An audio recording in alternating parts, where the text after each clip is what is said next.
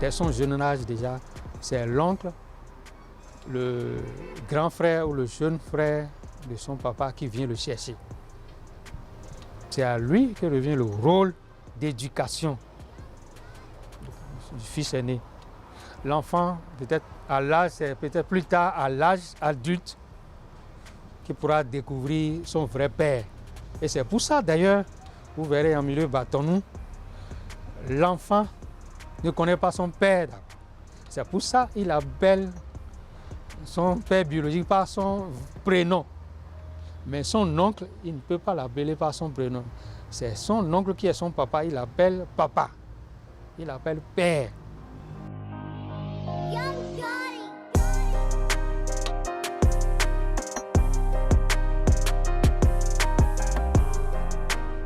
Le bâton, dans sa conscience collective, estime que lorsque c'est le parent biologique qui s'occupe de l'éducation de son fils, il ne pourra pas le faire avec la rigueur qu'il faut.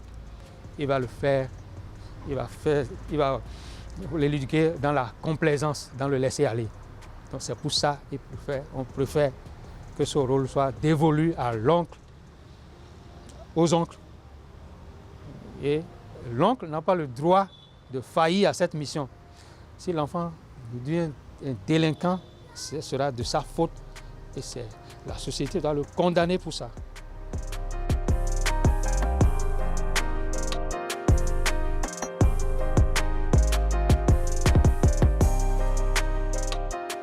Au niveau de la fille, c'est la tante qui s'occupe de l'éducation de la petite fille. C'est plus tard que l'enfant pourra découvrir sa vraie mère, sa mère biologique. Et c'est la tante qui doit l'éduquer, lui apprendre les valeurs ancestrales pour forger sa personnalité, lui apprendre comment demain devenir femme au foyer, l'épouse au foyer qui doit s'occuper de la maison. C'est la tante qui s'est occupée de son éducation, c'est auprès d'elle qu'on va demander la main. Et donc c'est elle qui doit organiser le mariage.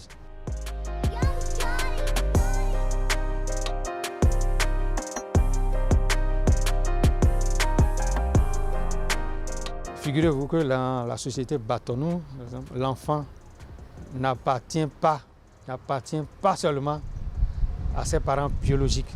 L'enfant appartient à la communauté. De ce point de vue, la mère ne doit pas montrer à la communauté, aux autres, que c'est son fils, que c'est sa propriété, que c'est son fils biologique.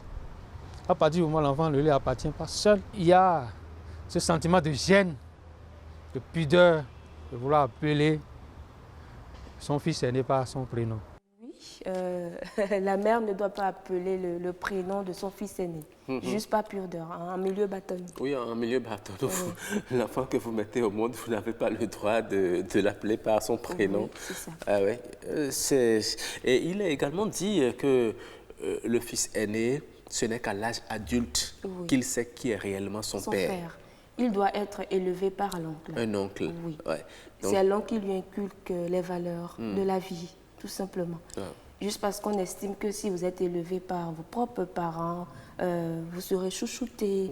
Donc, il vous faut de la rigueur. Mais je me demandais, aujourd'hui nous sommes dans une société beaucoup plus moderne, il y a des bâtonnous qui sont à Cotonou par exemple, est-ce qu'ils vont accepter envoyer leur fils aîné au village, être élevé par l'oncle ou bien, etc. Bon, c'est vrai que ce sont des pratiques culturelles pour sauvegarder un certain héritage, une certaine façon de vivre en société. Ça continue d'ailleurs là-bas, mais bon, il y a également ces petites fissures. Moi, je me dis mais la que tradition reste la tradition. Oui, ce ne serait pas toujours respecté, puisqu'aujourd'hui déjà, envoyer les enfants en vacances, les parents ne veulent plus trop. Ils veulent garder les enfants à la maison.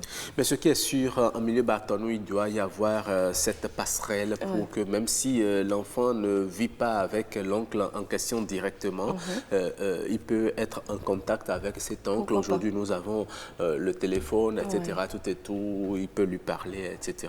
Bon, c'est des éventualités. Il aurait été sur ce plateau que nous lui aurions posé ces questions pour savoir comment cela se passe. En tout cas, un de ces jours, il reviendra nous Nous allons lui poser justement cette question. Merci à vous, hein, Fulgencia.